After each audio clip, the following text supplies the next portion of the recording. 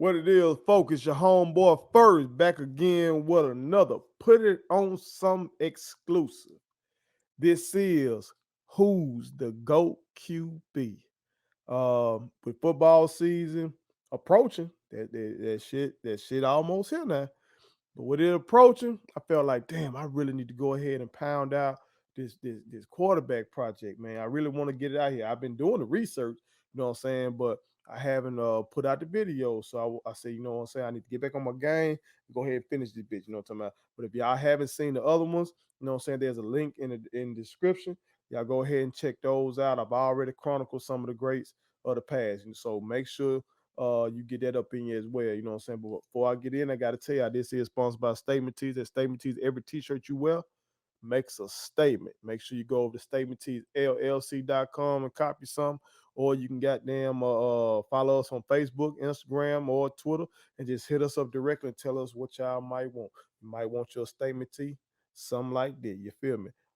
This says, of course, I talk to myself. Sometimes I need expert advice. You feel me? And as you'll see right now, I put in that work. I do my research.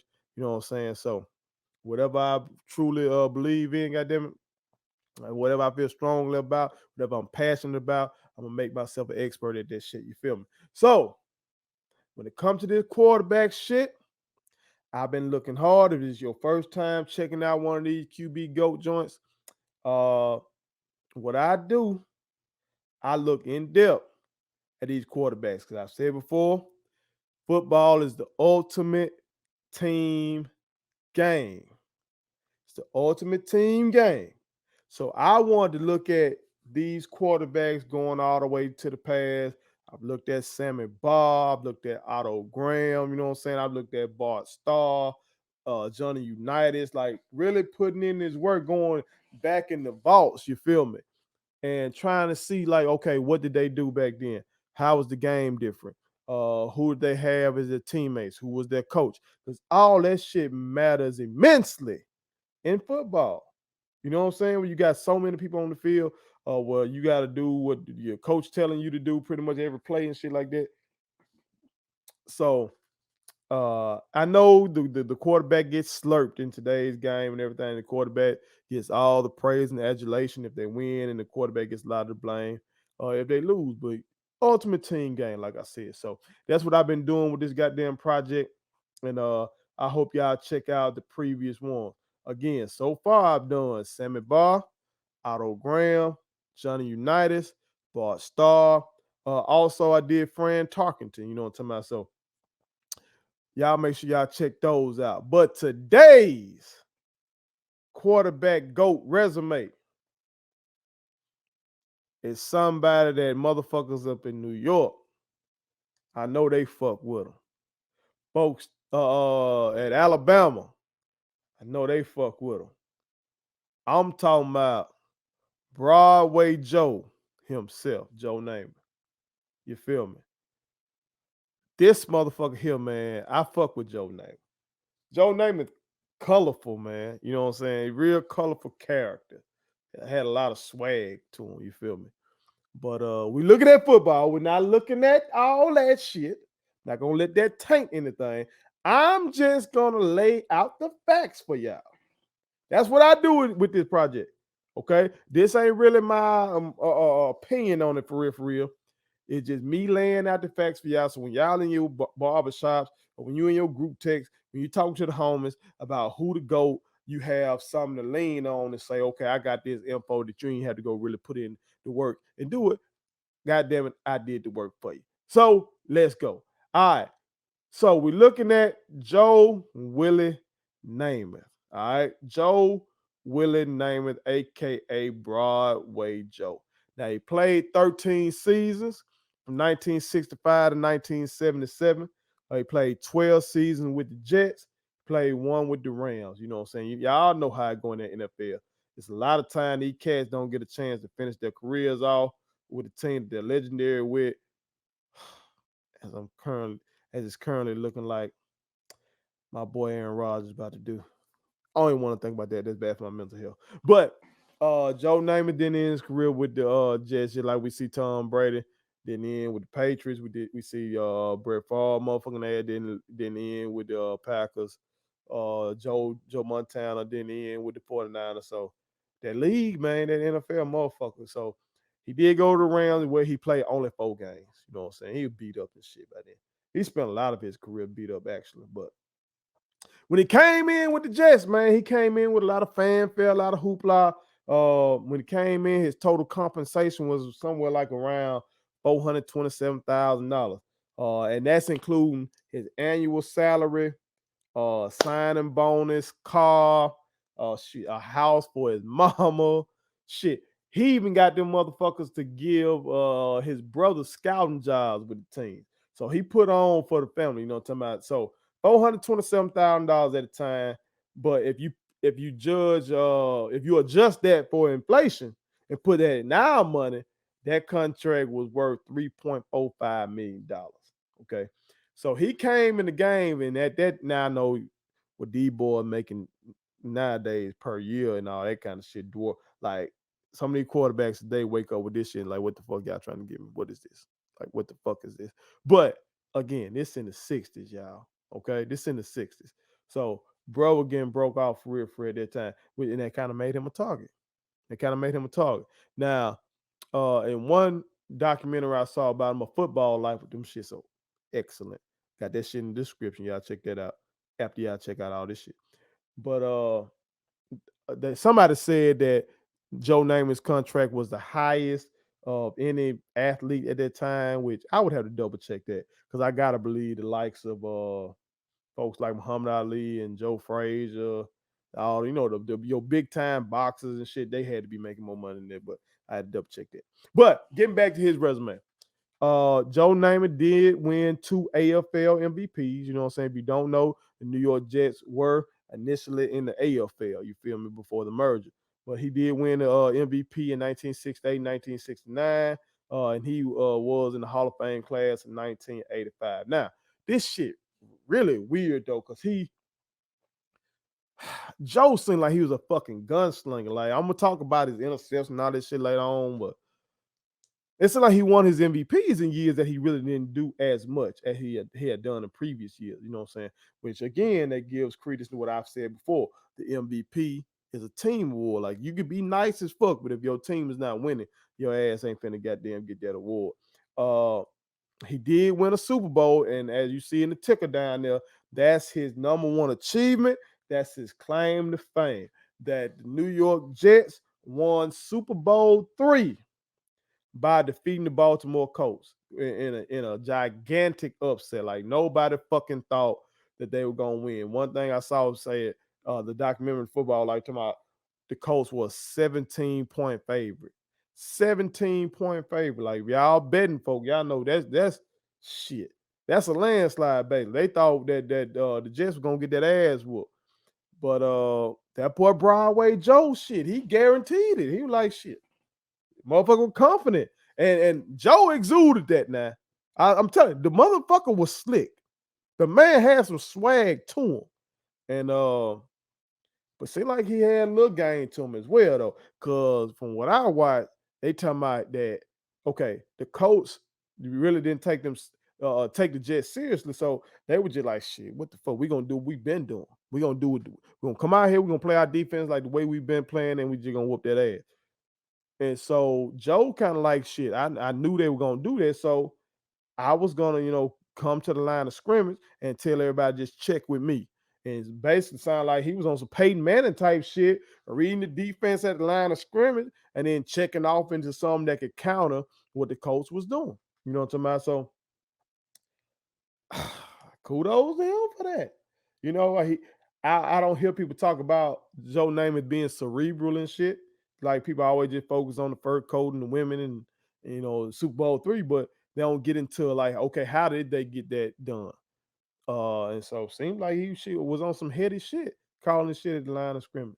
Now I found it significant that they didn't throw a single pass in the fourth quarter. That's what they telling me. You know what I'm saying? That he just chose to run the ball and run the clock out.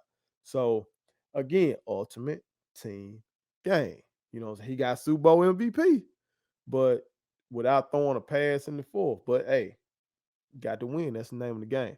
Now, when I first learned about this upset, bro, just on the surface of it, I thought that the legendary quarterback Johnny Unitas, you know what I'm saying? Like, oh, this is Joe Namath versus Johnny Unitas, and shit, Joe Namath had said he wore the number 19 in high school because he wanted to be like Johnny Unitas. Like, so that's a cool ass story.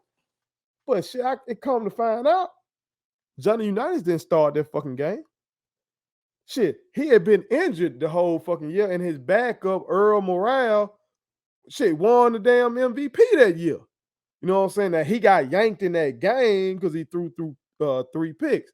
But telling the devil be in the details. That's why you got to go do your research. If you can, watch the games. I'm gonna try to go look up some of these games and shit because they on YouTube as well. You know what I'm saying? But Johnny Unitas came in near the end, you know what I'm saying, after Earl Morale threw 3 picks and shit, but it wasn't enough, you know what I'm saying. Now, another thing I found crazy before I just get back into running his numbers is that after the man won this Super Bowl, shit, he damn near retired. But not on some I'm tired of the game or I'm beat up. He damn near retired because the NFL tried to make him sell his club, sell the interest he had in the club in New York. You know what I'm saying? Like, because they said mobsters, gangsters were going to the damn club. So they're like, bro, you need to sell the club. And he didn't want to budge at first. Like, imagine that kind of shit happening today, bro. Imagine Tom Brady down there in Florida having goddamn mob ties and shit at a club and don't want to sell his interest in it. And Roger Goodell trying to get him to sell the shit. Imagine how scandalous that shit would be. This was a wild time. This is a wild time, America. But getting back to this man numbers. Talked about the Super Bowl appearance. He only had one, and he won that one. Okay. Playoff record 2-1. Playoff passing yards, 636. Playoff passing yards per game, 212. Playoff touchdowns, 3 tubs to 4 interceptions. Passer rating in the playoffs was 54.6. All right. That really impressive. All right. But got that one Super Bowl. Regular season record.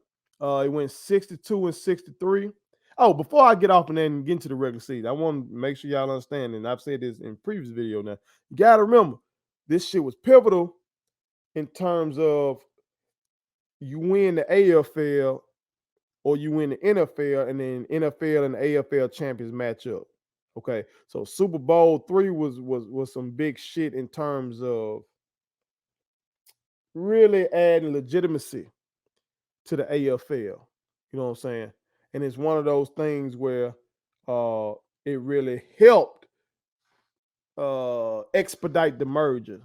You know what I'm saying? Made the merger of the AFL and NFL make sense. So even though I'm saying the man playoff numbers and you're gonna see regular season numbers, ain't that great? But the importance of that game in terms of merging the league and growing the game was monumental. You know what I'm talking about? So I think that's the main reason he stands out. But also the fur coats and the women. But regular season record, he was 62, 63, and 4. So he underwater on the regular season record slightly. Regular season passing touchdowns. He went for 173 touchdowns, which was tied for 14th when he retired. He's now 67. And you know, that's probably still gonna continue to go down because the way the passing numbers just outrageous now. Regular season INT, that man was throwing them motherfucking picks. Okay. This man threw 220 interceptions. So he threw 173 touchdowns to 220 interceptions. God, it makes you really appreciate folks like my boy Aaron Rodgers. All right. But when Joe Namath retired, he was 9th in interception. He's now 20th. All right. Passing yards, he threw 27,663 yards. When he retired, that was 10th. He's now 65th, right? But he was the first quarterback in either league, NFL or the AFL, to throw for 4,000 yards in a season. Now, we know 4,000 yards nowadays. These motherfuckers do that in their sleep. But, hey, different time. Different time, they were running the ball way more. More focus on the run back then. All right, regular season passing yards per game, 197.6. Passer rating, 65.5, which is tied for 181st. Rushing yards, 140, rushing touchdown, 7. Even though what I saw in the documentary, they act like he was athletic. You know what I'm saying? But they also say like shit, he got hurt while he was at Alabama, and because of the lack of technology, like they really couldn't see the real extent of the injury. You know what I'm saying? So several people like argue that you really didn't get a chance to see Joe Namath at his absolute best. So hey, take that for what it's worth. All right, now so this part of the project I really, really love. Where I get to looking at okay, what did the person have around them? All right, and the first thing is, and number one thing that wins championship, defense. So I want to look at what was the number of top scoring defense he had with him now. As I've said before, when I'm chronicling these old motherfuckers, you had only 8 to 10 teams doing his AFL career. So during that time, I didn't go by top 10 defense. I went by top 4 to 5 defense during these years. So and I used top 10 after the merger. You feel me?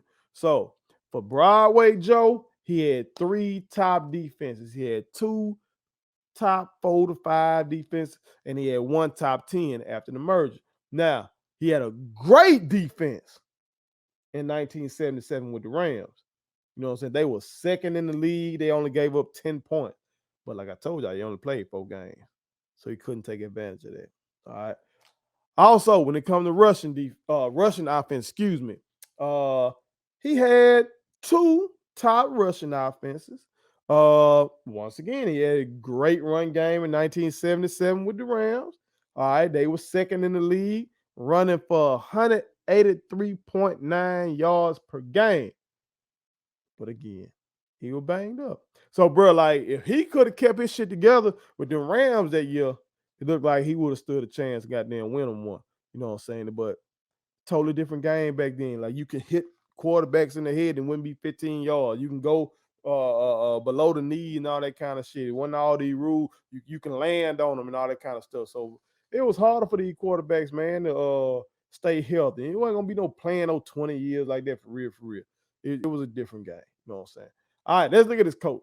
All right, he was coached by a Hall of Famer, Weeb Eubank, which is weird right here.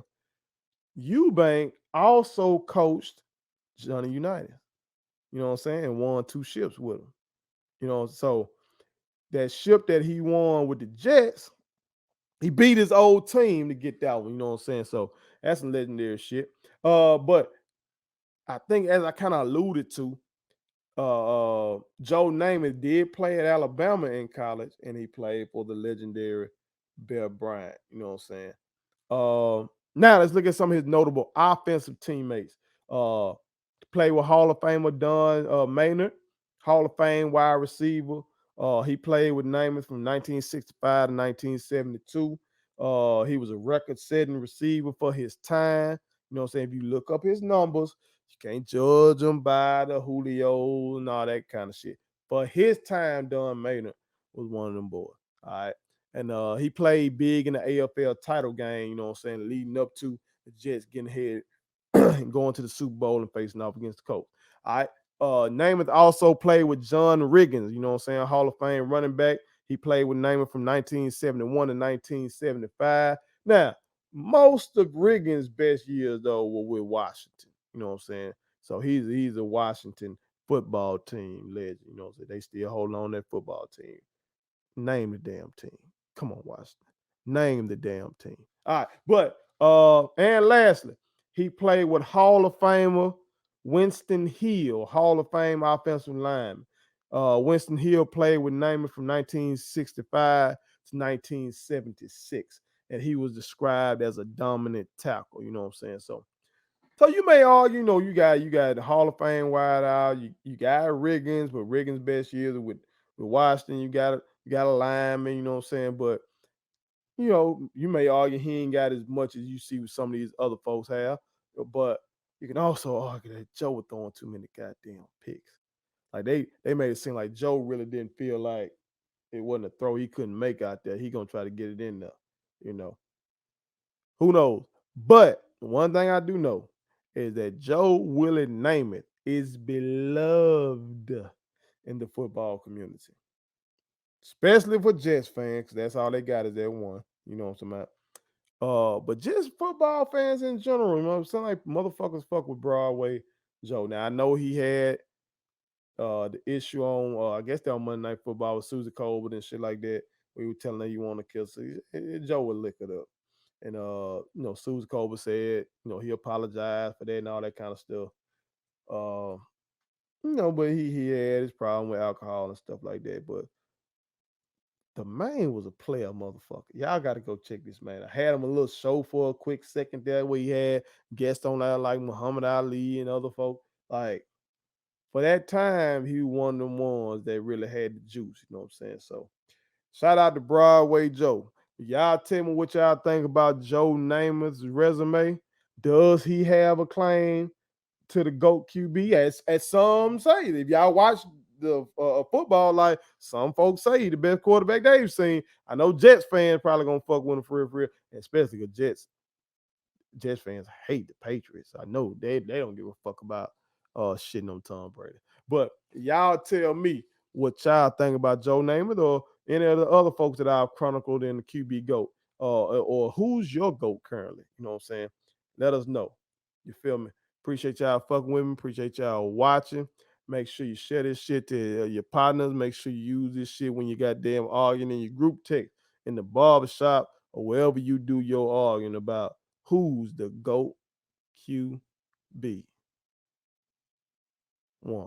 My kids wanted me to tell y'all to make sure you subscribe to my YouTube channel, follow me across all social media platforms, like the videos, and share them. Did I forget anything?